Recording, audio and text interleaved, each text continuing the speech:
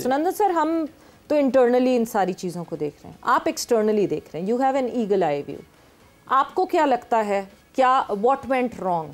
What went wrong से ज़्यादा यूसुफ भाई जो बोल रहे हैं वो इतना सच बात है कि जब तक गलती कबूल नहीं करोगे सुधारने का कोई चांस नहीं। और इसमें अगर लेले स्टाइल में बोलना है, इनको सबको जीटीयू का रोग लगा हुआ है। हाँ, जीटीयू का रोग क्या? गिरे तो भी टांग ऊपर। Good one. ठीक है, तो ये जीटीयू का रोग। हाँ, जीटीयू का रोग अगर आपको लगेगा तो कोई आपको संभल नहीं सकता। कि पहले तो ये है कि चलो आपको टीम का जो माहौल बना के रखना है, इसलिए उनको प्रोटेक्ट करना है, ये ओवर प्रोटेक्शन भी नहीं होनी चाहिए। जब तक वो नहीं होगा, जब तक आप खुद को आईने में देख के कबूल नहीं करोगे कि भाई ये गलती हो रही है, तब तक होगा नहीं। और ये वो बात होती है ना कि सबको इकट्ठा आके, चाहे वो सिलेक्शन कमेटी हो, टीम मैनेजमेंट हो, कप्तान हो और प्लेयर्स हो, इन सबको इकट्ठा आके ये कश्ती चलानी पड़ती है जी। और वो अगर एक कोई तो लंगड़ा हो गया तो दूसरे के ऊपर उसका असर होता है। इसलिए सबसे बड़ी बात यह है कि गलती कबूल करनी पड़ेगी तो ही आगे जाके चांस है। बट आप बहुत अरसे से और बहुत जाहिर सी बात है इंटरनली बीसीसीआई को फॉलो कर रहे हैं, वो देख रहे हैं उनका हिसाब किताब। क्या वहाँ नहीं होता ऐसा? क्या वहाँ गलत डिसीजंस नहीं होते? अगर होते हैं तो उसको कैसे मैनेज किया जाता है? क्योंकि वो टीम पे रिफ्लेक्ट नहीं करता। नहीं, सचमुच होते हैं। आप टेस्ट क्रिकेट की बात करें, बहुत बुरा वक्त गया है इंडियन टीम का जी। और जो लास्ट प्रेस कॉन्फ्रेंस सवेरा, ट्रस्ट मी जी, ऑस्ट्रेलिया में जो लास्ट प्रेस कॉन्फ्रेंस मैंने अटेंड करी, मैंने यही सवाल गौतम गंभीर से पूछा कि भाई आप कबूल नहीं करोगे तो सुधारोगे कैसे? बोला I will be the first person to accept. ऐसे करके उन्होंने कबूल नहीं किया गलती। कहा कि मैं करूंगा। हाँ, लेकिन मैं पहला इंसान हूंगा, लेकिन किया नहीं। मैं इतना ही कहना चाहता हूं कि इंडियन टीम की भी गलती होती है, लेकिन उसकी तरफ इंटरनली स्ट्रांगली देखने वाले, चाहे विराट हो चाहे रोहित हो, ये सीनियर प्लेयर्स है जो खुद के ऊपर खुद क्रिटिसिज्म लेते हैं। रोहित ने खुद को बाहर निकाला लास्ट टेस्ट मैच, बिल्कुल। तो ये बात है। और दूसरी बात ये है कि अचानक कुछ नहीं होता, अरे बाप रे ये कैसे हो गया। चाहे कोई भी आपको आपत्ति आने वाली है तो उसका एक कुछ ना कुछ तो सिम्टम्स मिलती है। ये जो है, ये पाकिस्तान टीम के लिए अचानक नहीं हुआ है, ये मेरा कहना है। आस्ते आस्ते आस्ते करते हुए, आहिस्ता आहिस्ता करते हुए ये आया है। इसलिए ये समझ में नहीं आया, ये नहीं बोल सकते आप। और दूसरी बात, जो 23 में हमने देखा कोई तब्दीली नहीं की, 24 में फिर देखा फिर कोई तब्दीली नहीं की, और 7 महीने बाद हम फिर एग्जैक्टली उसी जगह पे खड़े हैं और वही बात कर रहे हैं। हाँ, वही तो बात होती है। इसलिए जो ये बोल रहे थे कि पहले कुछ प्लेयर थे, आज नजर नहीं आ रहे, टूर पे जा रहे, नजर नहीं आ रहे, तो ये एक टीम को बांधने वाली, स्टिच, इकट्ठा स्टिच करने वाली बात होती थी। जैसे इंजी भाई होते थे, यूसुफ भाई होते थे, यूनुस भाई होते थे। ये तीनों मिला के एक कोर जो है वो होल्ड करते थे। आजू बाजू में उनके नए लड़के आते थे और वो परफॉर्म कर जाते थे। तो ये बात उनको अभी तक क्यों नहीं समझ में आ रही है कि बाबर आजम समझो है, एक बंदा है रिजवान, मैं बोलूँ विकेट कीपर बैट्समैन है, पहले वो विकेट कीपर है, लेकिन आपको अच्छे बल्लेबाज हो या अच्छे गेंदबाज हो, जैसे गेंदबाजों के इसमें आप सेट हो, 3 फास्ट बॉलर आप लगातार, फिर वो बल्लेबाजी में क्यों नजर नहीं आ रहा है? और इसकी वजह से कंटिन्यूसली वो एक, और उसका असर ये होता है कि आप ये अगर कबूल नहीं करोगे तो कितना भी मैं ऐसे बैठे दिखाऊंगा, फिर भी मुझे पता है कि भाई घबराहट हो रही है, पसीने छूट रहे एसी में भी, इसका फिर उसका असर खेल पे होता है। और जो हमें नजर आया। अच्छा, ये जो आपने इंडिया टेस्ट टीम की बात की, उसमें आपके ख्याल में क्या गड़बड़ है? वो नताइज गड़बड़ ये थी कि आप टर्निंग ट्रैक बना रहे हो जी, बॉलर्स विकेट निकालेंगे, बैटिंग कौन करेगा?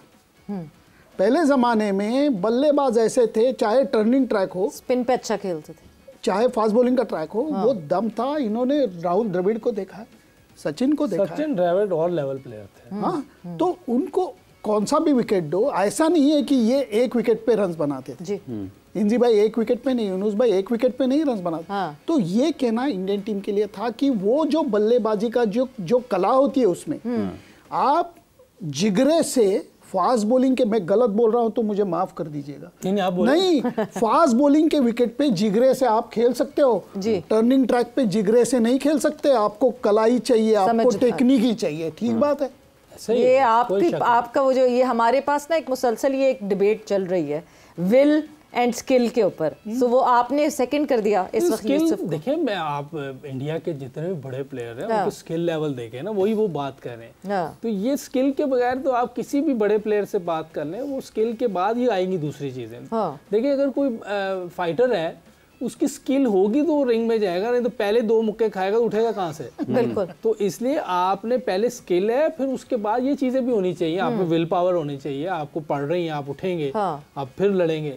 तो ये चीजें इसमें भी चाहिए। आपको गेम अवेयरनेस होनी चाहिए, आप स्ट्रीट स्मार्ट होने चाहिए। आप मुश्किल विकेट पे आए, अब आपको लग रहा है कि यार टफ टाइम है, इस पे मैंने ये टाइम गुजारना है, और आहिस्ता आहिस्ता मैंने स्ट्राइक रोटेट करके प्रेशर उस तरफ लेके जाना है। आप इनिंग बिल्ड करते हैं। जैसे चेन्नई में इनिंग खेली थी सचिन ने, टर्न हो रहा था, Saqlain Mushtaq world class spinner, उसने पहली इनिंग में भी उसको आउट किया हुआ था। उस पे 138 की कुछ इनिंग खेली थी, ठीक है, उसका कैलकुलेशन गलत हो गई। सचिन ने जो शॉट मारी थी उसको नहीं आइडिया था कि ये दूसरा है, और इतना प्रेशर कैच, देखें प्रेशर दोनों टीमों पे था। जैसे अभी हम बात कर रहे हैं कि प्रेशर अपनी टीम पे तो दूसरी पे भी होता है। तो वसीम भाई ने इतना प्रेशर कैच पकड़ा, कोई और होता शायद मैं होता, मेरे से ना होता। लेकिन प्रेशर सब पे होता है, हैंडल कैसे करना है उसमें हम फेल हो रहे हैं, दूसरी टीमें उसको हैंडल कर रही हैं। ये हमारे जो कोचेज और प्लेयर्स और जो भी लोग लग रहे हैं, उसमें हमने सिफारिश और जो भी ऐसी चीजें जो मैंने लिखी हुई हैं, नहीं तो उस पर बता दें। देखें ना, आप कोशिश करें सिलेक्टर, कोचेस, प्लेयर वो होने चाहिए जो चैंपियन टीम बनाए। ठीक है। और उसमें हमें उसके लिए मेरिट पर हर पोस्ट और जो है प्लेयर और सिलेक्शन, ये सारे हमारे उस तरह होने चाहिए, लाइक माइंडेड नहीं होने चाहिए, लिकिंग वाले नहीं होने चाहिए, जो बात कर सकें, जो मेरा मतलब आंख में आंख डाल के बात करें। हमें और डिफरेंस ऑफ ओपिनियन होना अच्छी बात है कि डिफरेंस ऑफ ओपिनियन हो, एक बात बोलना चाहूंगा, महात्मा गांधी जी का एक सबसे बड़ा कोट है जी, उसमें वो कहते हैं, honest disagreement is often a line of progress. Very good. मैं इनसे कहूंगा कप्तान है, ये फलाना प्लान बनाया, यूसुफ भाई क्या बात है, और पीछे से बोलूंगा क्या प्लान बनाया। उससे तो अच्छा है कि मैं टीम में बोलूँ कि यूसुफ भाई ये नहीं चलेगा। उधर लगेगा हमारे बीच में झगड़ा है, लेकिन वो सुलझा के ग्राउंड पे जब हम उतरेंगे तो एक दिल होके उतरेंगे। तो honest disagreement is the important, ये उसी मेरिट पे सारी चीजें होंगी। और ऑनेस्ट डिसएग्रीमेंट की जिस तरह बात की कि आपका एटलीस्ट दिल साफ हो जाता है, आपने वो दिल साफ कर लिया, जो कि फिर आगे जाके आपको बॉदर ना करे, बिकॉज अगर टीम में ये क्रैक्स होंगे तो टीम में ये क्रैक्स बहुत ज्यादा बॉदर करते हैं। देखिए, मैं उस टाइम भी कह रहा था कि जब मैं सिलेक्शन आया तो मैंने ये कहा था कि बाबर को रेस्ट दे दें, कि जब बांग्लादेश के खिलाफ भी वो नहीं स्कोर हो पाए तो मैंने कहा इसको रेस्ट दे दें, बड़ा प्लेयर, हम जाया ना करें, थोड़ी सी रेस्ट करेगा, 1-2 मैच फर्स्ट क्लास के खेलेगा, फॉर्म में वापस आएगा, थोड़ी सी टेक्निक का काम है वो मैं एकेडमी में कर लूंगा, और कामरान गलाम को चांस दे दें जी।